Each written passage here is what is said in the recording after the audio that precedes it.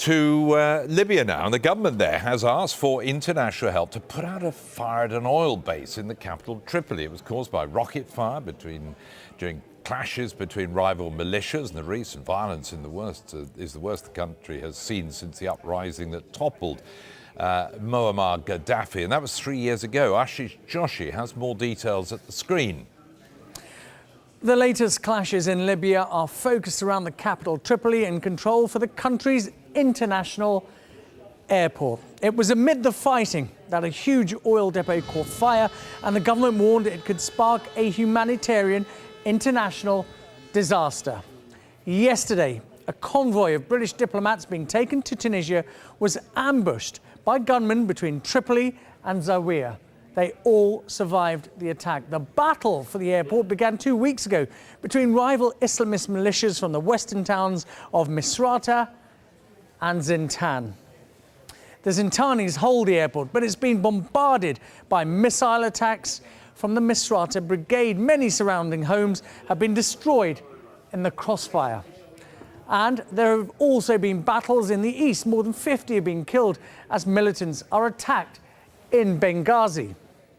The man who launched that offensive is General Khalifa Haftar, head of the so-called Libyan National Army.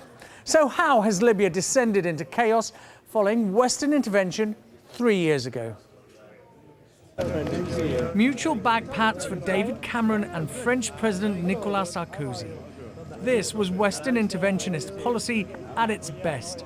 Remove dictators, install democracy. That was back in 2011. This is the reality in 2014. Muammar Gaddafi's removal created a power vacuum that has led the country to the brink of civil war. Hundreds of armed militia fight for scraps of territory, split along religious, political and tribal lines.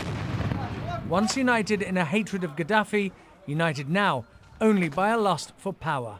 They thought it was going to be a cakewalk for the aftermath of the intervention, and that, people will just become all of a sudden very democratic. Gaddafi made sure that there was no one very powerful, that the system wouldn't work without a strong man, and we didn't read that well. Embassies attacked, including this assault on the US consulate in Benghazi in 2012, and 5 governments since 2011.